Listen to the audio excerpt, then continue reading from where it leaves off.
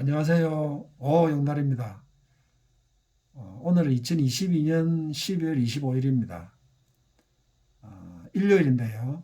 오늘 저녁에는 제가 일전에 올린 영상에서 어느 시청자분이 전기차와 경유차에 대해서 선택을 하고자 하는데 어떻게 좋겠느냐 이런 질문이 있습니다. 근데 이때까지 좀 바쁘고 해가지고 답변을 못 해드렸는데 오늘 저녁에 시간을 조금 내 가지고 선택에 조금 도움이 되었으면 하고 촬영을 한번 해보고 있습니다.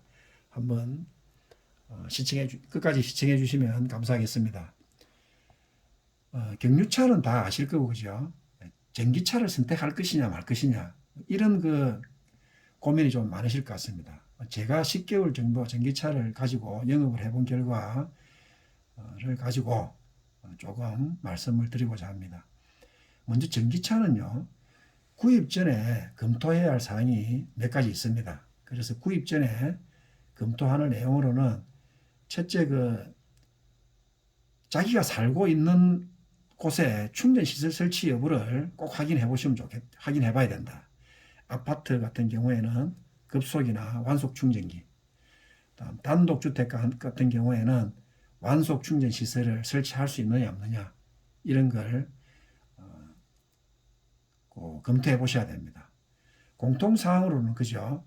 거주지 가까운 곳에 급속 충전 시설이 있으면 여러 가지로 유리하기 때문에 이런 것도 가까운 데 꼭 급속 충전 시설이 있는지 요즘은 많이 있기 때문에 아마 많이 가까운 곳에 있을 수 있습니다.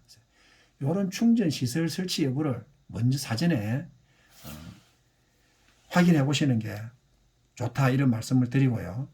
아파트 같은 경우에는 정부에서 법으로 정해가지고 100세대 이상 아파트에 대해서는 25년 1월 27일까지 일정 비율 이상 충전기 설치를 의무화하고 있습니다. 일정 비율이라 하면 시행일이 금년 1월 28일입니다. 이 28일 이후에 건축 허가부는 총 주차 면수의 5%를 확보해야 됩니다. 만약에 아파트의 주차 면수가 1000면이다. 이러면 50대를 확보해야 됩니다. 50대요. 시행일 이전에 건축가 된 거는 그럼 어떻게 할 것이냐. 2%를 25년 1월 27일까지 확보를 해야 됩니다.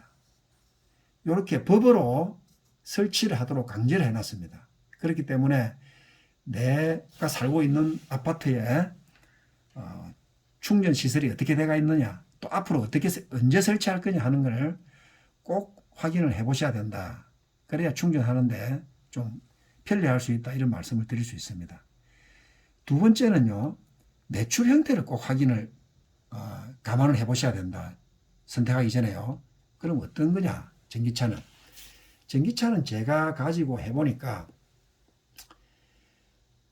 완전히 100% 충전했을 때 200km 정도 주행을 하실 수 있습니다. 80% 충전했을 때는 150km 정도 주행을 할 수 있고요. 그래서 단거리 위주로 하는 용달 형태가 됩니다. 그럼 길으면 중거리 그죠? 이런 형태가 됩니다. 이런 형태로 되니까 뭡니까? 중간 매출 정도를 감수할 수 있어야 됩니다. 따로 개인연금이라든지 이런 연금 소득이 조금 있는 분은 조금 유리합니다. 그래서 중간 매출 정도를 감수할 수 있는 사람은 내가 중간 매출 정도를 감수할 수 있다. 중간 매출이 그러면 얼마냐? 제가 생각할 때 10에서 한 13만 원 정도가 되지 않겠나 이렇게 개인적으로 이렇게 생각합니다. 이거는 누구나 다 다를 수 있습니다. 근데 제가 생각할 때는 10에서 13만 원 정도를 중간 매출이라 생각합니다. 근데 중간 매출을 생각하고 하시면 자연적으로 좀 여유 시간이 좀 생깁니다. 자연스럽게요. 그래서 자기 볼일도 좀 봐가면서 이렇게 하실 수 있기 때문에 중간 매출 정도를 감수할 수 있는 그런 매출 형태를 가지면 전기차를 선택하는데 좀 유리하다 이런 말씀을 드립니다. 다음으로는 장점에 대해서 말씀을 드리겠습니다. 전기차는 제가 타보니까 우선 진동이 없으니까 아주 조용합니다. 조용하고 진동이 없으니까 또 좀 편안한 편입니다. 제가 포트를 16년간 집에서 영업을 한 건 아니고 집에서 이제 타고 다녔거든요. 포트 경유차에 비해서는 상당히 승차감이 좋다, 이런 말씀을 장점으로 드릴 수 있고요. 그 다음에는 아직까지는 좀 저렴한 충전비하고, 그 다음 집에서 충전할 때는 더 저렴합니다. 단지 이제 지금 근래에 나오는 뉴스에 보면 내년부터 전기 가스 값이 지속적으로 인상이 될 거로 예상이 되지만, 그래도 좀 경유차에 비해서 아직까지는 조금 연료비가 좀 저렴한 거는 확실합니다. 그 전료비가 얼마만큼 저렴하냐 하면은 환경부나 한전등에서 지금 고속도로 휴게소나 기타 관공서 이런 급속 기계로 충전하는 거는 킬로와트아워당 347.2원입니다. 근데 집에서 완속 충전을 하시게 되면요, 킬로와트아워당 168원 정도 소요가 됩니다. 이거는 플러그 링크 기준입니다. 저희 아파트. 그런데 이 충전 설치 업체가 아니더라 해도 가정에서 설치하시면요, 한 160원대 정도, 168원이나 200원 아래에서 다 가능한 걸로 그렇게 알고 있습니다. 그 다음 장점으로는요, 주행거리가 상대적으로 짧다 해도 중거리 한 150km 정도 내에서는 부담이 좀 적은 편입니다. 왠가 하면 내 운전만 하실 수 없다 아닙니까? 좀 쉬는 시간도 필요하고 또 밥 먹는 시간도 필요합니다. 그럼 그때를 이용해 가지고 충전을 하시면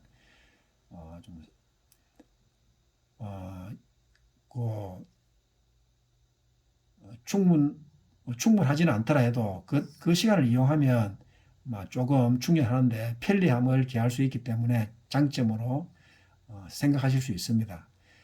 그 다음에 이제 잦은 충전을 한다 해도 그 시간에 휴식 시간이 생깁니다. 그 휴식 시간 생기기 때문에 오히려 그게 중간중간에 강제로 휴식을 하기 때문에 장점으로 생각할 수도 있다, 이런 말씀을 드릴 수 있습니다. 저 같은 경우에는 나이도 좀 있고 하기 때문에 휴식을 자주 좀 의도적으로 하려고 하는 편입니다. 그래서 그때 충전이 가능하면, 충전해야 될 것 같으면 휴식도 하면서 충전하기 때문에 상당히 장점으로 생각을 하고 있습니다. 그 다음에는 국가가 운영하는 고속도로 톨비가 50% 할인이 됩니다. 이건 지금 이제 처음 친환경차를 보급하면서 톨비를 50% 할인을 해줬는데 2년씩 계속 연장이 되는 이런 일몰제 법안입니다. 근데 이제 금년 22년도에 일몰제로 끝나는데 금년 22년 12월 18일 날 국토교통부에서 24년까지 2년 더 연장하기로 그렇게 이미 결정을 했습니다. 그래서 24년까지 또 연장이 되고요. 또 24년 이후에 또 연장이 또 될지 안 될지는 몰라도 또 그때 연장이 되면은 더 좋겠죠.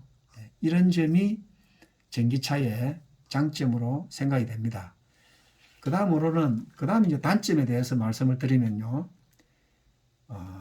전기차는 아무래도 잦은 충전, 그리고 충전 시간이 긴 게 최고 단점이라 생각이 됩니다. 그리고 이제 아무래도 한번 충전으로 해가지고 중장거리를 한꺼번에 가기가 힘들기 때문에 중장거리가 불편하다, 이제 이런 게 단점이 되겠습니다. 그래서 중장거리를 가시려면 그죠, 상하차 시간에 여유 시간이 충분히 있어야 됩니다. 아침에 실으면 오후 한 4시나 5시나 이때 하차가 가능한 그런 여유 시간을 확보를 하고 운행을 하셔야 됩니다. 그 다음에는 배터리 충전 시에 좋은 콜 선택을 잡기가 힘듭니다. 이 무슨 말인가 하면 이제 배터리를 충전하러 충전소를 향해서 갈 때나 그 다음에 이제 막 충전을 시작했을 때는 좋은 콜이 종종 한 번씩 뜰 때가 있습니다. 그때는 충전해야 되기 때문에 잡을 수 없죠. 이런 경우는 많지는 않지만 근래 저는 한 2번 겪었습니다. 충전하면서요. 그래서 이런 경우가 있다. 충전할 때는 좋은 콜을 잡을 수 없는 이런 게 많지는 않지만 가끔씩 있다. 그 다음번에 이제 히터나 에어컨을 사용할 때는 주행거리가 상당히 감소가 됩니다. 그래서 전기차 운전하시는 분들은 여름철 에어컨이나 겨울철 히터를 잘 안 켭니다. 저도 그렇고요. 이런 이제 전기차의 그 단점이 있습니다.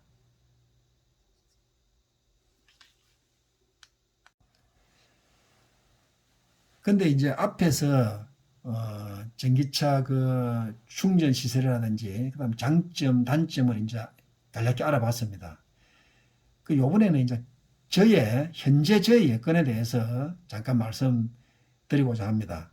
먼저 저는요, 거주하는 아파트에 급속 충전기가 4대가 있습니다.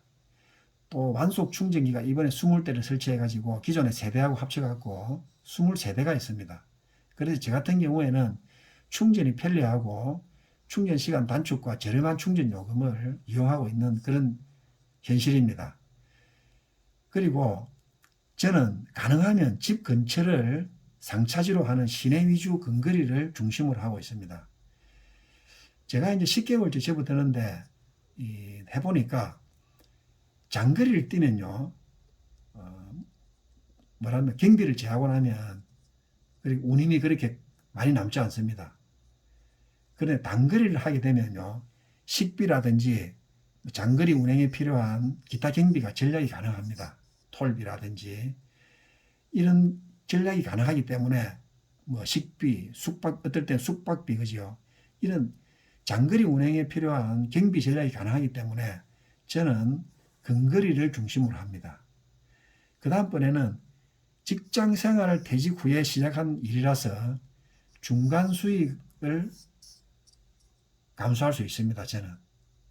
그래서 이런 여건으로 봤을 때는 저는 저의 선택은 전기차가 이런 여건을 이 위에서 말씀드린 그 충전 시설이라든지 장점, 단점, 그리고 현재 본인의 여건도 중요하지 않습니까? 그래서 본인의 여건을 하고 이거는 저의 여건인데 우리 그 시청자님들의 그런 여건을 갖다가 이런 살펴가지고 이 중에서 장점과 단점과 자기의 여건을 살펴봐가지고 나는 전기차를 해도 괜찮겠다. 이러면 전기차를 하시는 게 좋고 아니면 내연기관 차인 경유차를 선택하시는 게 좋을 듯 싶습니다. 저는 이런 저의 여건을 살펴볼 때 저의 선택은 전기차로 한 게 지금 상당히 시의적절했다 이렇게 생각이 됩니다. 이것으로 간단한 제 그 전기차에 대한 설명을 드렸고요. 조금 더 알고 싶거나 좀 궁금한 점이 있다 이러면 제 이메일입니다. 제 이메일이니까 이메일로 저한테 연락을 주시면 제가 아는 범위 내에서 알려드리도록 그렇게 하겠습니다. 오늘 제가 설명드린 게 좀 참고가 되었으면 좋겠고요. 간단하나마 이것으로 설명을 마치겠습니다. 끝까지 시청해 주셔서 감사합니다. 편한 밤 되십시오.